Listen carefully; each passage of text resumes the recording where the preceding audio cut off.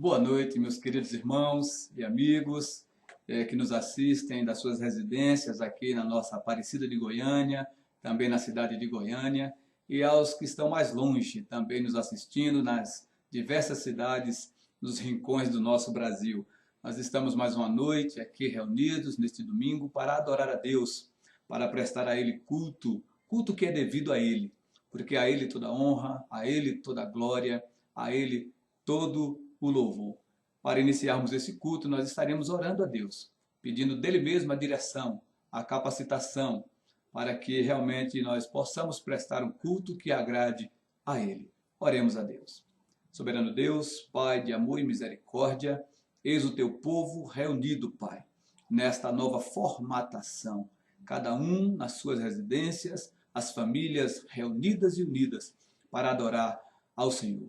Que o Espírito do Senhor desça sobre nós, nos iluminando as mentes, iluminando os nossos corações, assim nos capacitando, Pai, para prestarmos, ó Deus, verdadeiramente o culto que adore e que exalte o teu nome. Pedimos, ó Deus, a tua direção, a tua bênção, em nome do Senhor Jesus. Amém. Glórias ao Senhor. Meus queridos, eu peço que você abra a Escritura Sagrada no Salmo de número 134. Nós vamos fazer a leitura desse pequeno salmo, são 3 versículos, e os irmãos acompanharão aí das suas residências. O salmista fala o seguinte neste salmo: Bendizei ao Senhor, vós todos os servos do Senhor, que assistis na casa do Senhor nas horas da noite. Erguei as mãos para o santuário e bendizei ao Senhor. De Sião te abençoe o Senhor, Criador dos céus e da terra. Meus queridos, esse salmista nesse salmo, ele aponta para um povo que estava distante ali da sua terra, do templo, e aqueles que estavam ainda na sua cidade, né, no templo. Então ele aponta para os que estavam perto e os de longe, dizendo: bendizei ao Senhor, vós todos, todos, onde quer que você esteja. Se você não está podendo ir ao templo, mas bendiga ao Senhor. Você que assiste na casa do Senhor e também aqueles que estão longe, erguei as mãos para o santuário e bendizei ao Senhor. De Sião te abençoe o Senhor, Criador dos céus e da terra. A Sião na qual está o nosso Deus nesse momento, é a sua glória, o seu céu.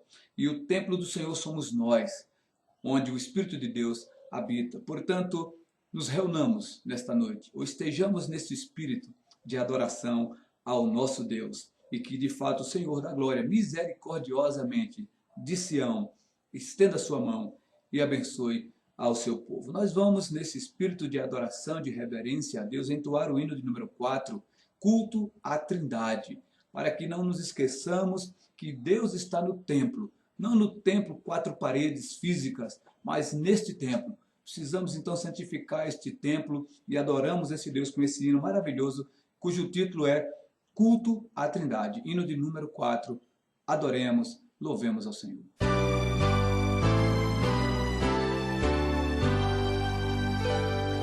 Deus está no templo, Pai onipotente, a seus pés nos humilhamos,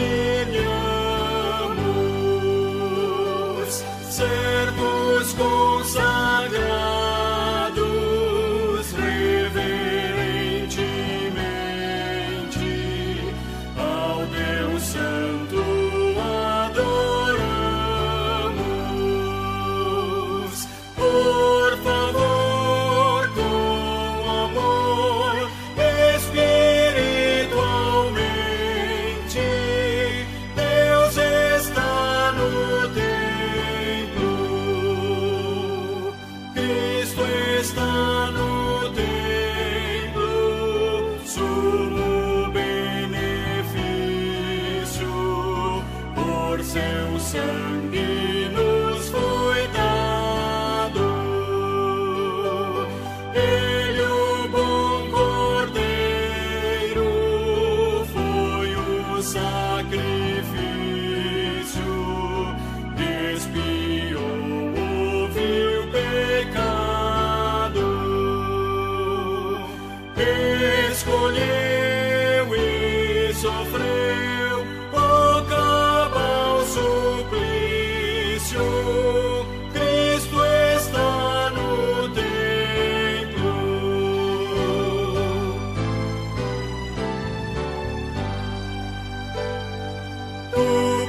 estás no templo, preceptor divino, e os corações habitas.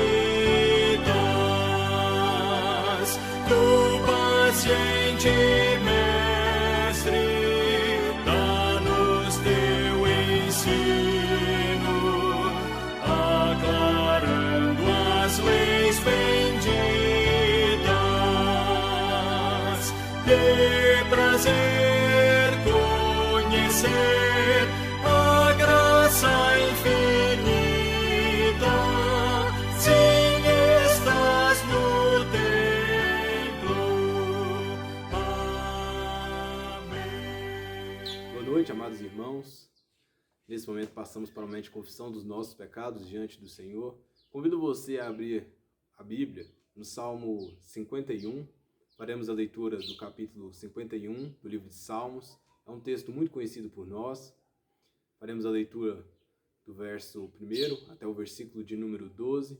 Peço que os irmãos em suas casas acompanhem essa leitura. A palavra do nosso Deus nos diz: Compadece-te de mim, ó Deus, segundo a tua benignidade, e segundo a multidão das tuas misericórdias, apaga as minhas transgressões. Lava-me completamente da minha iniquidade e purifica-me do meu pecado. Pois eu conheço as minhas transgressões e o meu pecado está sempre diante de mim.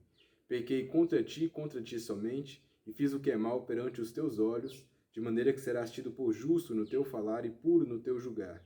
Eu nasci na iniquidade, e em pecado me concebeu minha mãe. Eis que te comprases na verdade no íntimo, e no recôndito me fazes conhecer a sabedoria. Purifica-me com esopo, e ficarei limpo. Lava-me, e ficarei mais alvo do que a neve. Faz-me ouvir júbilo e alegria, para que exultem os ossos que esmagaste. Esconde o rosto dos meus pecados e apaga todas as minhas iniquidades. Cria em mim, ó Deus, um coração puro, e renova dentro em mim um espírito inabalável. Não me repulses da tua presença, nem me retires do teu Santo Espírito. Restitui-me a alegria da tua salvação e sustenta-me com um espírito voluntário. Nesse momento, em suas casas, os irmãos terão a oportunidade de confessar diante do Senhor os pecados, assim como o salmista, nesse salmo, ele nos descreve que ele busca a misericórdia, ele busca diante do Senhor o perdão dos seus pecados. Eu convido os irmãos, teremos um momento de oração silenciosa e logo mais eu iniciarei uma oração audível, agradecendo a Deus pelo perdão dos nossos pecados que Ele nos dá.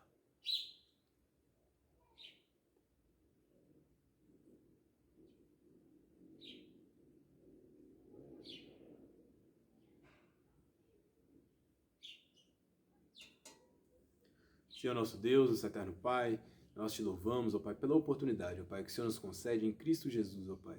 De uma vez, Pai, confessados os nossos pecados diante do Senhor, o Senhor nos perdoar. É assim, ó Pai, que a Tua palavra que é fiel, Pai, que a Tua palavra, Pai, que vem diretamente dos Teus lábios, nos diz. A Tua palavra nos diz que se confessarmos diante do Senhor, o Senhor é fiel e justo para nos perdoar. Pai, segundo o Teu Santo Espírito, ó Pai, trabalha em nossos corações, e os nossos corações, ó Pai, estão, ó Pai, com o pecado, ó Pai, e somos, ó Pai, confiando, ó Pai, diante do Senhor, ó Pai, confessando diante do Senhor os nossos pecados, ó Pai, na certeza, ó Pai. De uma vez, ó Pai, arrependidos, ó Pai, de uma vez confessados, ó Pai, os nossos pecados, ó Pai, em Cristo Jesus, ó Pai, o Senhor nos perdoa, ó Pai, das nossas iniquidades. É o Senhor que nos guarda, ó Pai, é o Senhor que está conosco durante todo o tempo, ó Pai, pelo Teu Santo Espírito. Assim, ó Pai, como a Tua promessa, ó Pai, foi proferida, Pai, pelo nosso Senhor e Salvador Jesus Cristo, que não nos deixaria só, mas nos deixaria um Consolador. E é esse Espírito que trabalha em nossos corações, que está sempre junto com nós, e é pelo Teu Santo Espírito que te pedimos, ó Deus, que sejamos, ó Deus, sustentados, ó Pai, em todos os momentos das nossas vidas, pois sabemos, ó Deus, que a carne é fraca, sabemos, ó Pai, que somos inclinados para o pecado, e mesmo, Pai, uma vez, Pai, redimidos, ó Pai, podemos, ó Pai, pela nossa natureza, Pai, pecaminosa, Senhor, voltar, ó Pai, ao pecado. Eterno Deus, que o Senhor tenha misericórdia de nós, que o Senhor nos sustente pelo Teu Santo Espírito, que o Senhor nos livre, ó Pai, de cair, ó Pai, de fazer aquilo que Tu reprovas, daquilo, ó Pai, que ofende, ó Deus, a Tua santidade. Tu és santo, Senhor. E que também, ó Pai, possamos buscar a cada dia, ó Pai, a santidade, ó Deus. Seja o desejo ardente dentro do nosso coração, que façamos, ó Deus, sempre, ó Deus, a Tua vontade, ó Deus, e não a nossa, Que busquemos, ó Pai, sempre, ó Pai, arrependimento diante do Senhor, Pai, com alegria, ó Pai, na certeza, ó Pai, de que em Cristo há salvação, de que em Cristo há perdão dos nossos pecados, é que oramos diante do Senhor, ó Pai. Amém, Senhor. Meus queridos, nesse mesmo espírito, agora que confessamos os nossos pecados, vamos mais uma vez cantar ao Senhor o grande amor de Deus. Hino de número 42.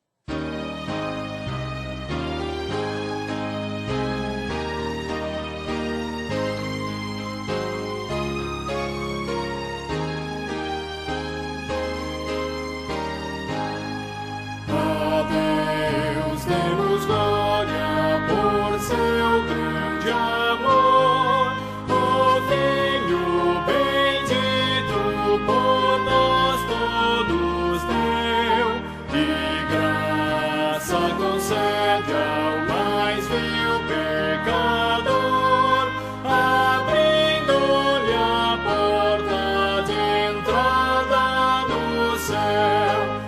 Exultai, exultai, vinde todos louvar a Jesus Salvador, a Jesus Redentor. A Deus demos glória, porquanto do céu seu Filho bendito por nós todos deu.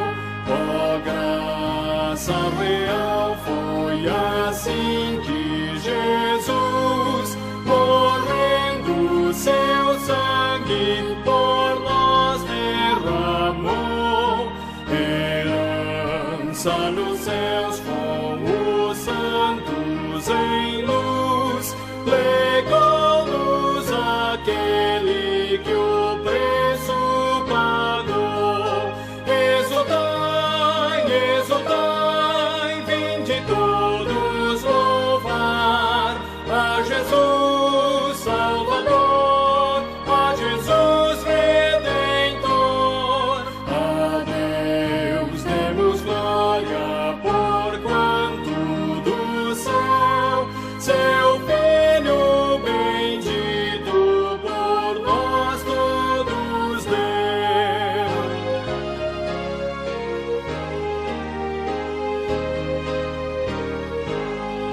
Tal prova de amor nos persuade a confiar nos merecimentos do Filho de Deus, e quem a Jesus pela fé se entregar vai vê-lo na glória eterna dos céus.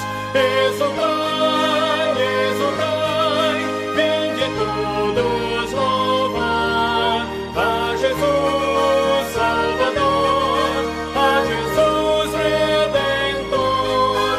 A Deus demos glória, porquanto do céu seu Filho bendito por nós todos deu. Amém. Boa noite, irmãos. Agora teremos o nosso momento de intercessão. Estaremos orando pelos enfermos e pelas nações em pandemia. Antes, abramos as nossas Bíblias no livro de Marcos, no capítulo 6, versículos de 53 a 56. Marcos, no capítulo 6, versículos de 53 a 56. Estando já no outro lado, chegaram à terra em Genezaré, onde a aportaram. Saindo eles do barco, logo o povo reconheceu Jesus, e percorrendo toda aquela região, traziam em leitos os enfermos, para onde ouviam que ele estava. Onde quer que ele entrasse nas aldeias, cidades ou campos, punham os enfermos nas praças, rogando-lhe que os deixasse tocar ao menos na orla da sua veste. E quantos a tocavam, saíram curados.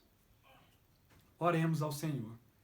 Senhor nosso Deus, nosso Pai que estás nos céus, Te louvamos, ó Pai, pela essa oportunidade que o Senhor nos dá de orar ao Senhor, de te buscar, de cantar louvores ao Senhor, de te engrandecer, ó Pai.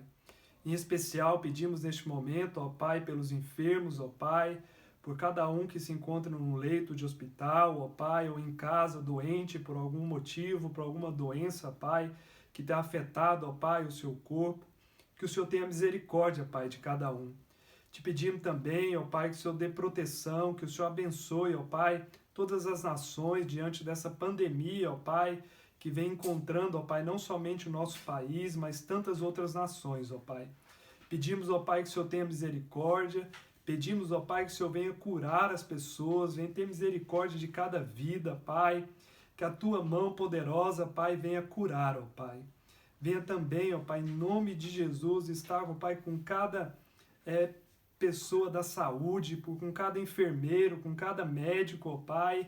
Que o Senhor esteja abençoando as suas vidas que estão nessa linha de frente, que o Senhor possa impedir, ó Pai, que eles sejam, ó Pai, infectados com essa doença e que o Senhor, hein, Pai, em Tua graça e Tua misericórdia, Pai, venha também cuidar de cada um de nós, de nossas famílias, ó Pai, livrando-nos, ó Pai, dessa doença, sabendo, ó Pai, que acima de tudo está a Tua vontade, ó Pai.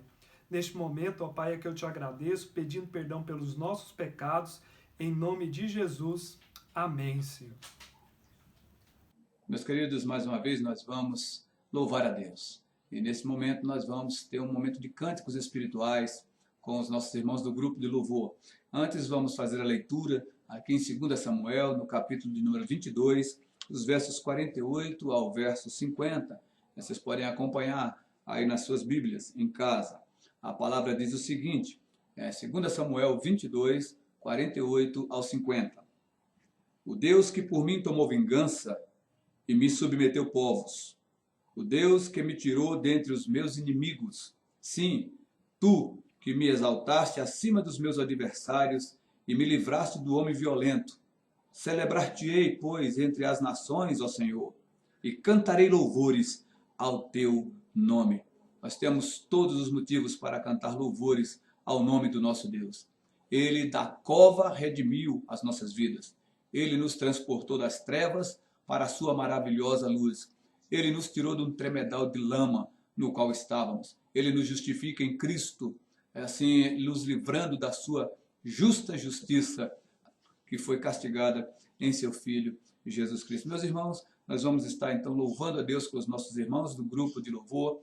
E ao final, a irmã Kátia estará orando a Deus. E em seguida, ouviremos a palavra do Senhor, palavra que Deus preparou para nós nesta noite com o nosso querido pastor Belmiro Campos.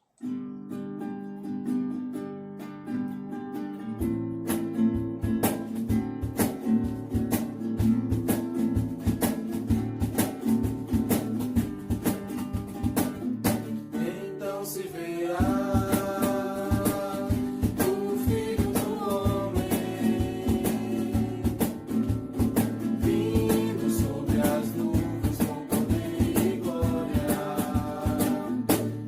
então se verá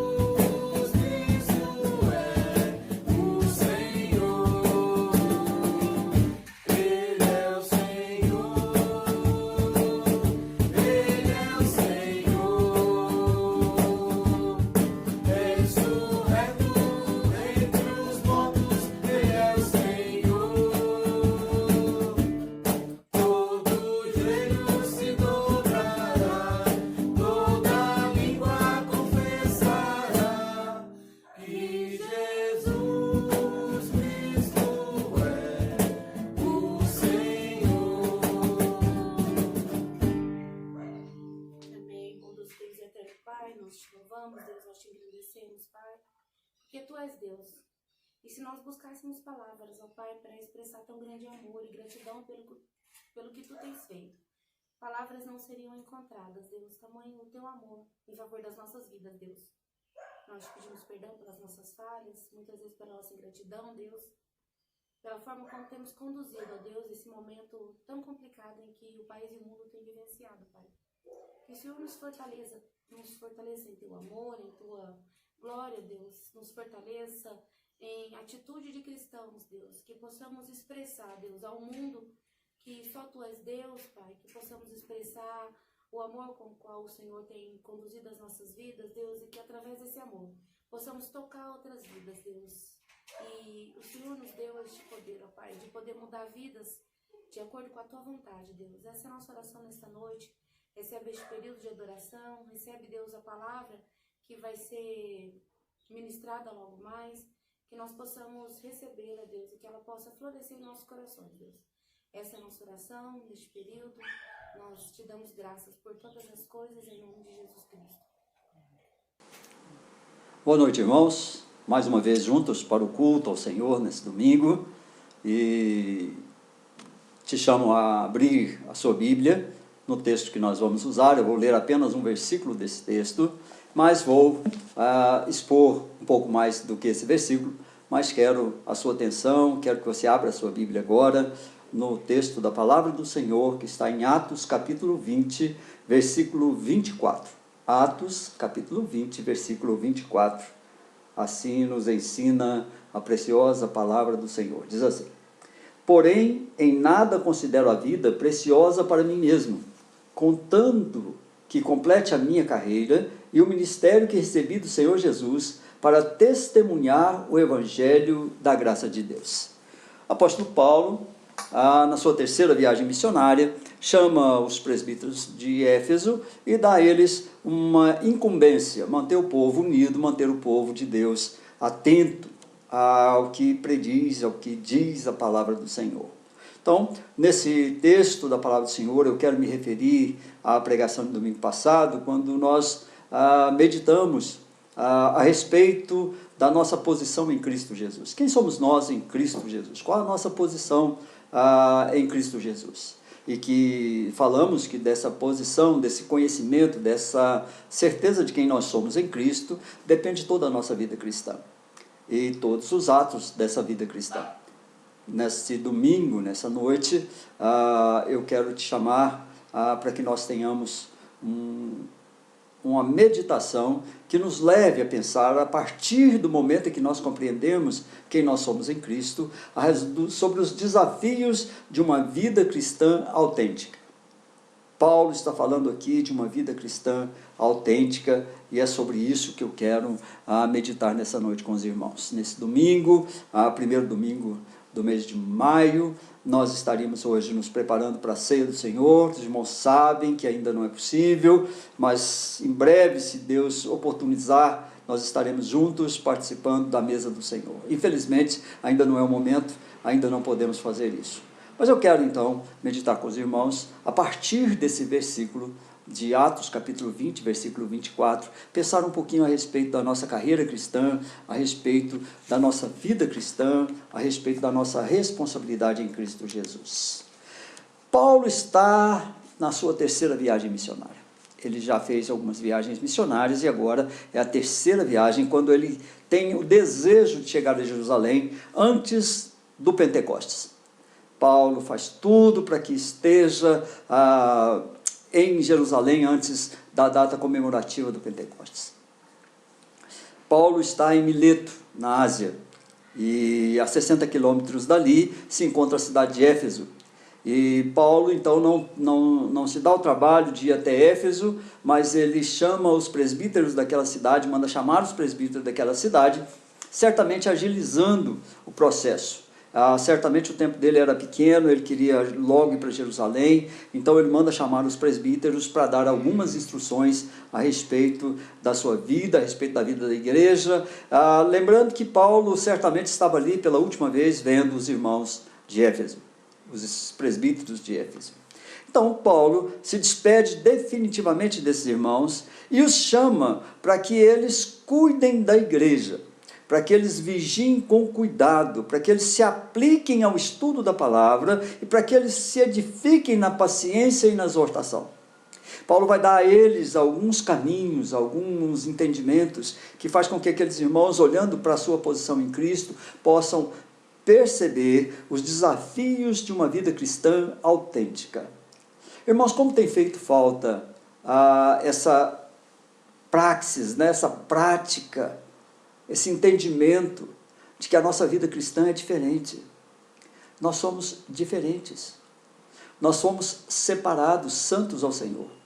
Por isso a nossa vida precisa ser diferente de muitas outras que nós vemos por aí. Infelizmente, o que constatamos é que em muitas oportunidades isso não tem acontecido. Mas é necessário que a gente se edifique, que a gente tenha paciência, que a gente seja exortado, porque a nossa vida precisa mostrar a diferença de quem o Senhor separou para Ele mesmo. Para isso, Paulo usa então a sua própria vida como um exemplo. Paulo não está aqui dizendo façam isso, façam aquilo, porque isso vocês vão ver em Cristo, porque isso vocês vão ver somente no Senhor. Não, ele está dizendo, olha, esse é o meu exemplo. Eu quero que vocês se apliquem, quero que vocês estejam atentos a partir do meu exemplo, a partir das coisas que eu faço, a partir das coisas que eu falo, a partir do modo como eu ajo no meio de vocês e fora do meio de vocês, onde estou num templo cristão ou fora do templo cristão. Paulo está dizendo a eles, olha, há uma necessidade de perseverança no sofrimento e de altruísmo. É necessário que nos dividamos, que nós passamos a entender nosso relacionamento com os outros a partir do nosso relacionamento com Cristo.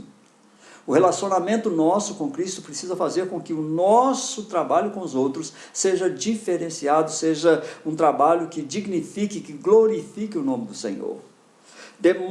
Paulo demonstra ali a sua piedade, a sua submissão ao chamado de Deus para a sua vida. Irmãos, muitas vezes nós não demonstramos o exato chamado de Deus, a nossa piedade, a nossa submissão, muitas vezes não honra o chamado de Deus para nós.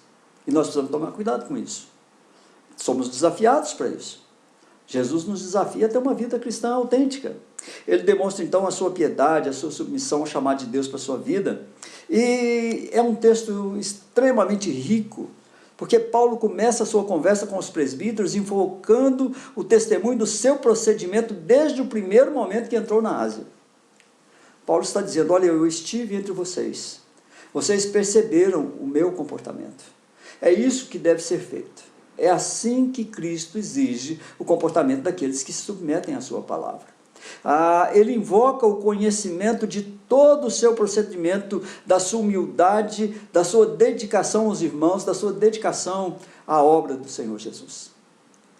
Paulo chama aqueles irmãos a reconhecerem que ele pregou todo o desígnio de Deus, toda a palavra de Deus foi pregada àqueles irmãos, toda a vontade, todo o desejo do Senhor, toda a realidade da sua palavra foi pregada àqueles irmãos. O desígnio de Deus para com o homem, a necessidade de salvação, o arrependimento tão necessário ao ser humano que se converte ao Senhor. Foi isso que Paulo pregou a eles. Diz que agora ele irá para Jerusalém sem conhecer o que acontecerá com ele.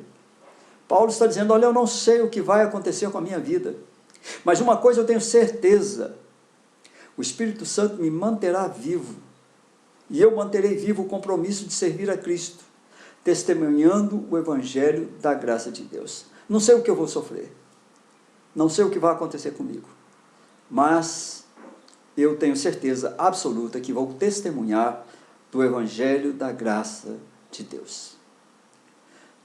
Agora, irmãos, o que eu quero que nós meditemos nessa noite, usando esse texto, usando esse versículo e mais alguns outros versículos e outros textos da palavra do Senhor, é que nós pensemos, que nós meditemos a respeito sobre os desafios de uma vida cristã autêntica. Os desafios que você vai enfrentar, que você deve enfrentar e deve vencer para que a sua vida cristã seja uma vida cristã autêntica, independente, uma vida cristã que honre o seu Senhor, o Senhor Jesus Cristo, o autor e consumador da sua fé. Em primeiro lugar, irmãos, viver uma vida cristã autêntica, ao teor dos versículos 18 e 19, nós vemos que nós somos desafiados a viver e trabalhar com humildade. O cristão precisa dominar-se. O cristão precisa ser humilde. A palavra de Deus diz que Deus resiste aos soberbos, mas dá graça aos humildes.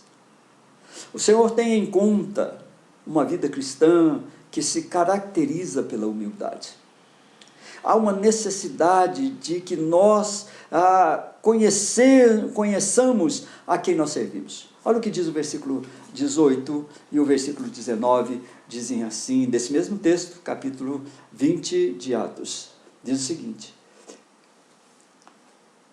e quando se encontraram com ele, disse-lhes: vós bem sabeis como foi que me conduzi entre vós em todo o tempo, desde o primeiro dia em que entrei na Ásia, servindo ao Senhor com toda a humildade, lágrimas e provações que pelas ciladas dos judeus me sobrevieram.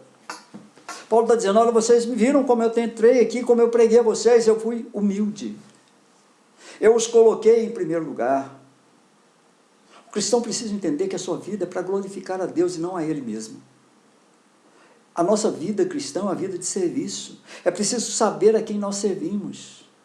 Vocês sabem que eu servi ao Senhor da glória, ao Senhor Jesus. Eu servi ao Senhor com toda humildade. É preciso, irmãos, que quando nós partamos, quando nós formos embora, ou quando ainda alguém falar de nós, é preciso dizer: olha, eu conheci um servo do Senhor Jesus. Alguém humilde na sua pregação, humilde no seu trato, humilde naquilo que fez, na sua assistência aos pobres, aos santos, aos encarcerados, aos sofredores, aos doentes, aos pobres e mais humildes. Essa é uma vida cristã autêntica. Alguém precisa dizer isso de nós, quando estiverem longe de nós. É preciso saber a quem aproveita o nosso trabalho. O seu trabalho cristão aproveita ao próximo, a Deus e a você. O seu trabalho cristão autêntico, a sua vida cristã autêntica aproveita ao nosso Deus. É preciso oferecer mais do que pedir. É preciso servir mais do que ser servido. Paulo diz: o meu intento entre vocês foi servir. Tudo que eu fiz foi servir. É preciso, irmãos, aprender a estabelecer prioridades que vêm com o chamado de Deus à conversão. Quando somos conversos a Deus, quando o Espírito Santo atua no nosso coração e nos converte ao Senhor, é necessário que a nossa alma, o nosso intelecto, a nossa vontade, o nosso conhecimento sejam convertidos ao Senhor da nossa história. E nós tenhamos humildade para entendermos que tudo aquilo que fizermos a partir daí deve submissão ao Senhor da nossa vida. E que precisa aproveitar alguém, precisa aproveitar aqueles que se aproximarem de nós, precisa ser aproveitado em favor da obra de Cristo Jesus. E precisa ser aproveitado a nós mesmos na nossa vida com Deus. Nós precisamos, ao olharmos para aquilo que Paulo está dizendo aos irmãos nesses dois versículos 18 e 19, entendemos que ele está falando sobre prioridade. Ele está falando que a prioridade dele, desde o momento em que ele entrou naquela comunidade cristã, foi a prioridade do serviço a Deus, de entender a obra do Senhor e colocá-la diante dos irmãos, fazer com que os irmãos aproveitassem do seu trabalho na obra do Senhor. Ele diz que a prioridade é do serviço ao próximo. Ele diz: olha, eu priorizei o meu serviço a Deus em favor dos próximos, em favor dos irmãos. É preciso, irmãos, entendermos que a servir a Deus e ao próximo certamente trará alguns problemas. Paulo diz aqui: olha, foi sofrimento, lágrimas, privações, perseguições. O meu trabalho ao Senhor, o trabalho que honra ao Senhor, aquilo que eu faço em favor do Senhor e do próximo, pode me trazer sofrimento, lágrimas, privações e perseguições. Precisamos de fato entender que o Senhor, esse trabalho dessa vida cristã, o desafio é que eu tenha humildade suficiente no meu coração para entender que Deus está tratando com a minha alma. Deus está tratando comigo quando trata nessas diversas facetas do relacionamento humano. Paulo está dizendo, olha, eu servi entre vocês, eu vim para servir o Senhor em favor de vocês, isso me trouxe lágrimas, sofrimentos, privações, perseguições, várias coisas que eu tive que sofrer, e eu precisei fazer isso com humildade, eu precisei fazer isso ciente de que eu estava servindo ainda mais a Deus quando passava por essas provações e por essas circunstâncias. As circunstâncias devem fortalecer o servo de Deus. Quanto mais ele passar por privações, por dificuldades, por lutas, por compromissos, por lágrimas, privações, perseguições, mais deve o servo olhar para o seu Senhor e dizer, olha, eu estou sendo perseguido, não por minha causa, não pelo que eu sou, não pelo que eu posso, mas pelo que representa Cristo na minha vida. Cristo representa a razão do seu sofrimento, das suas lágrimas, das suas privações. Seja feliz, irmãos. Você está sofrendo justamente por causa de Cristo. E a promessa é uma recompensa maravilhosa. Lá nas bem-aventuranças, quando Cristo fala a respeito daquilo que nos aguarda, a respeito daquilo que aguarda aqueles que são perseguidos por causa de Cristo Jesus. Paulo está falando aos irmãos, na realidade, a respeito de quem ele era, do que ele fez, buscando o seu próprio testemunho de vida, para que os irmãos possam, ao instruir os demais da igreja, fazer com que eles tenham, para que eles possam traduzir para si mesmos uma vida de humildade, de vontade de trabalhar para o Senhor, de capacitação no serviço do Senhor, sabendo a quem a gente serve, sabendo a quem aproveita o nosso trabalho, oferecendo mais do que recebendo, servindo mais do que sendo servido. Preciso, de fato, estender e estabelecer prioridades que vêm com o chamado de Deus à nossa conversão. Prioridade do serviço a Deus, prioridade do serviço ao próximo e entendimento que servir ao próximo pode trazer algumas consequências difíceis para nós. Em segundo lugar, irmãos, olhando para o versículo 20 e versículo 21, a palavra do Senhor nos diz o seguinte: jamais deixando de vos anunciar coisa alguma proveitosa, e de vou-lo ensinar publicamente, também de casa em casa, testificando tanto a judeus como a gregos o arrependimento para com Deus e a fé em nosso Senhor Jesus Cristo. Paulo está dizendo que a vida cristã nos desafia a termos utilidade para Deus e disposição evangelística.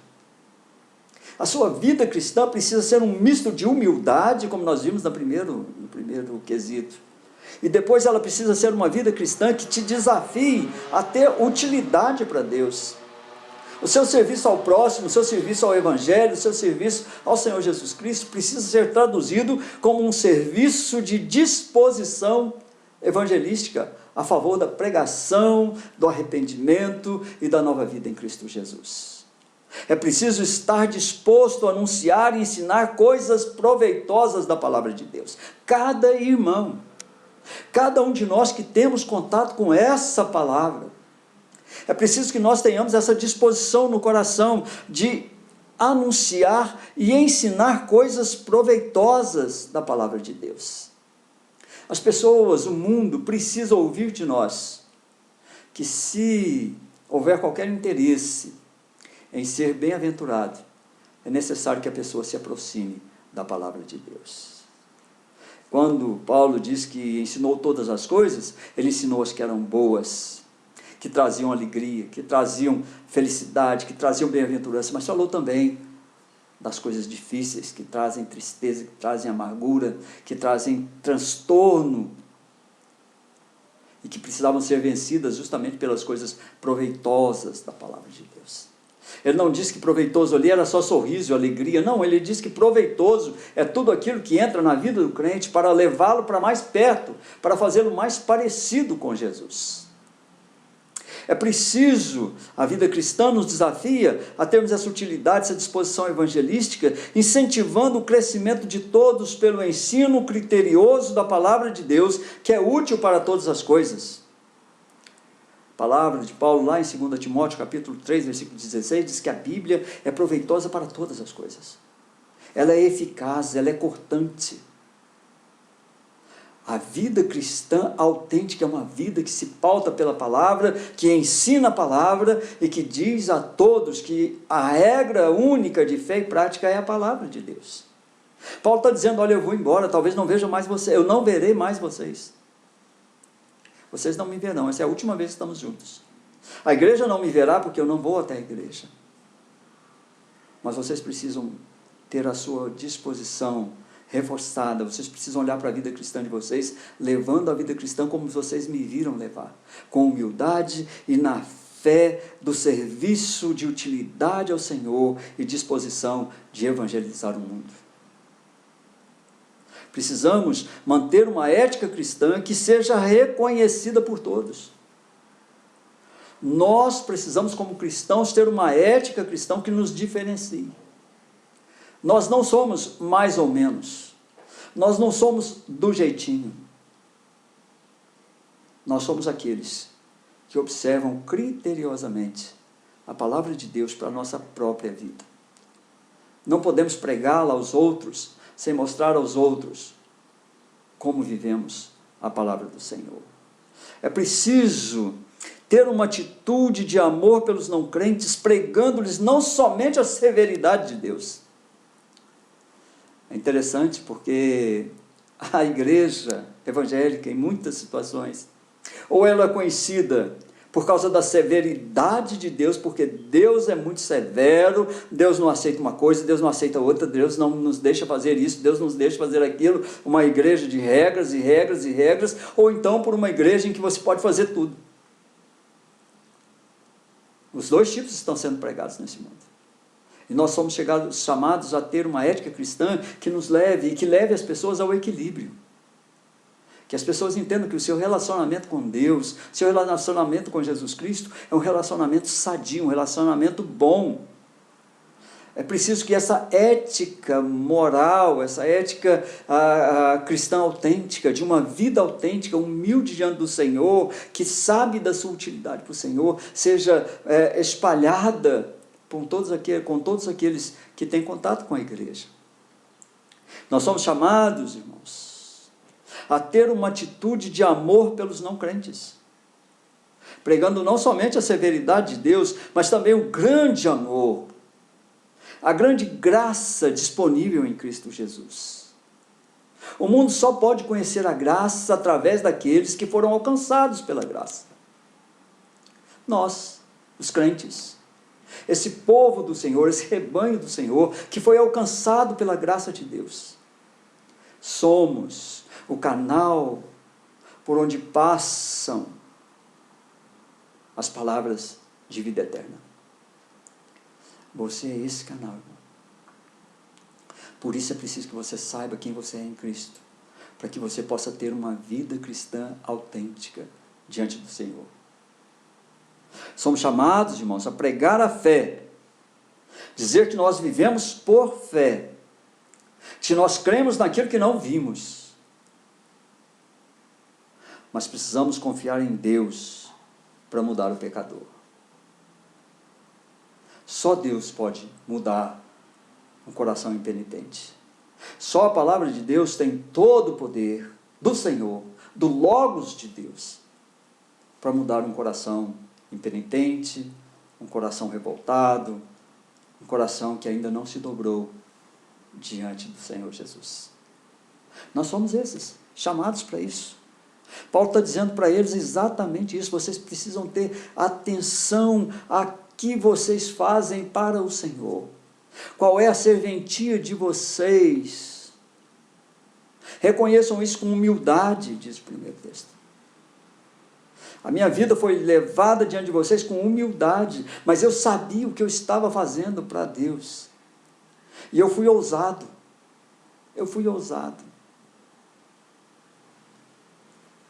Eu tive disposição para o Evangelho de Deus.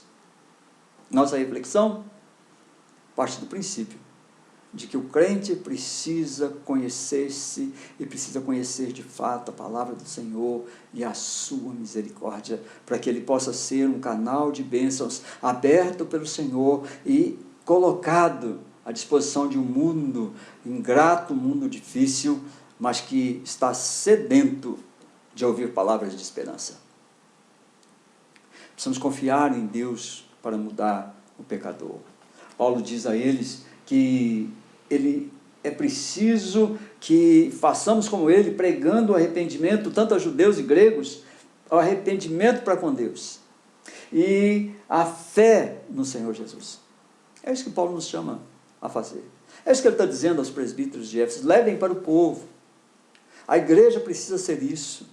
A igreja precisa viver isso. Esse é o destino da igreja. Em terceiro lugar, irmãos, versículo 22 ao versículo 24 diz o seguinte: e agora, constrangido em meu coração, em meu espírito, vou para Jerusalém, não sabendo o que ali me acontecerá, senão que o Espírito Santo, de cidade em cidade, me assegura que me esperam cadeias e tribulações. Porém, nada considero a vida preciosa para mim mesmo, contanto que complete a minha carreira e o ministério que recebi do Senhor Jesus para testemunhar o Evangelho da graça de Deus. Em terceiro lugar, irmãos, a vida cristã autêntica nos desafia a entendermos o propósito de Deus para nós. Qual é o propósito de Deus para com a sua vida e com a minha vida? É preciso que entendamos a disposição de obedecer ao ID do Senhor sem exigir dele uma resposta do porquê. Por que somos chamados a pregar o Evangelho? Será que Deus precisa nos explicar isso? Claro que não. Nós sabemos. Nós somos a igreja do Senhor, nós somos a voz do Senhor. Nós temos a autoridade dada pelo Senhor a cada um de nós. É preciso não temer o sacrifício pessoal em razão da presença do Espírito Santo em nós. Há sofrimentos, há contratempos, há disposições contrárias, mas nós não tememos o sacrifício pessoal. Paulo diz: mesmo que a vida me seja tirada, o que importa é a minha vida cristã autêntica diante do Senhor. É preciso sofrer pela fé, tendo a perspectiva da utilidade do sacrifício pessoal, olhando unicamente para o autor e consumador da nossa fé. É preciso que a gente tenha essa perspectiva de utilidade. Deus, o Senhor pode me usar.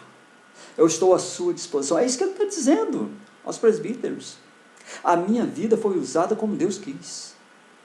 Se antes Deus me deu tanta coisa e eu fui tão homenageado, fui tão importante, depois Deus me deu todo o sofrimento para dizer que a vida cristã autêntica é uma vida que, embora haja sacrifício pessoal, é uma vida que dignifica o nome de Deus. É preciso ter uma visão de que tudo contribui para que completemos a carreira proposta por Cristo. Você tem uma proposta de Cristo para a sua vida, meu irmão. E Cristo vai usar a sua vida de acordo com a humildade que você viver, de acordo com a sua disposição evangelística, disposição de vida, e a partir do momento em que você entender o propósito dele para a sua vida, o único propósito para a igreja é pregar a palavra de Deus. Esse é o propósito de Deus para você. Tem gente que diz: eu não conheço a vontade de Deus para mim, não sei o que Deus vai fazer da minha vida, não sei o que Deus quer comigo. Então você sabe. Ide por todo mundo, pregar o Evangelho a toda criatura. Essa é a palavra para a igreja nos tempos antigos e nos tempos atuais. É preciso, irmãos, manter viva a consciência de uma vida dedicada a Deus, a responsabilidade do testemunho fiel. Paulo, lá em 2 Timóteo, capítulo 4, versículo 7, ele vai encerrar quase a sua carreira, ele está quase ao final da sua carreira, e lá na segunda carta que ele escreve a Timóteo, no capítulo 4, no versículo 7, ele diz o seguinte: combati o bom combate, completei a carreira, guardei a fé. É necessário que nós tenhamos, na nossa visão de uma vida cristã autêntica, é preciso que nós tenhamos essa visão da responsabilidade de levar o nosso testemunho até o fim. Somos igreja do Senhor agora. Somos igreja do Senhor quando tudo estiver bem, mas somos igreja do Senhor quando tudo estiver contrário à nossa possibilidade de ser igreja.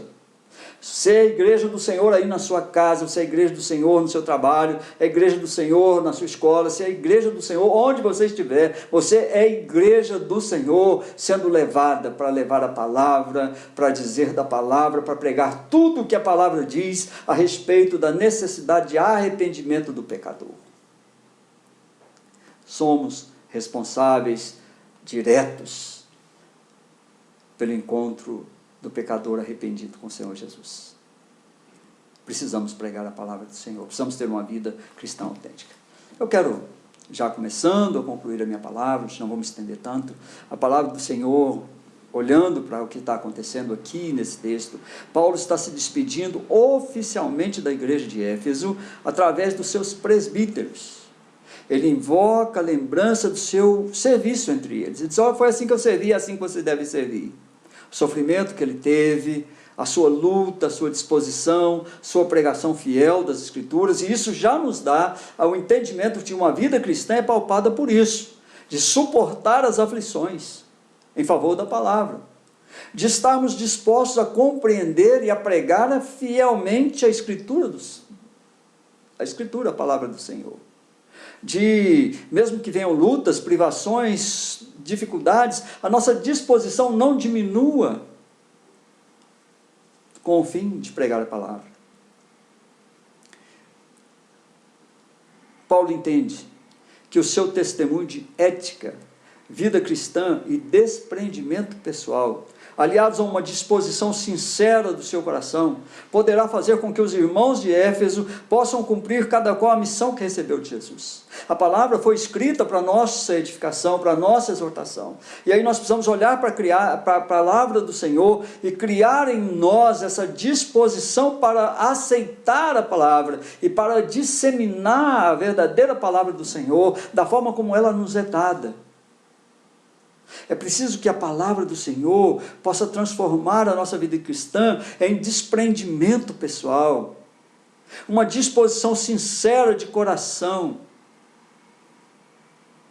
para que a gente possa cumprir, combater o bom combate, completar a carreira, guardar a fé até a volta do Senhor Jesus. Assim como somos ensinados que a vida cristã traz desafios que precisamos enfrentar, se quisermos completar a carreira proposta por Cristo, além da necessidade de apresentarmos um testemunho coerente da nossa fé.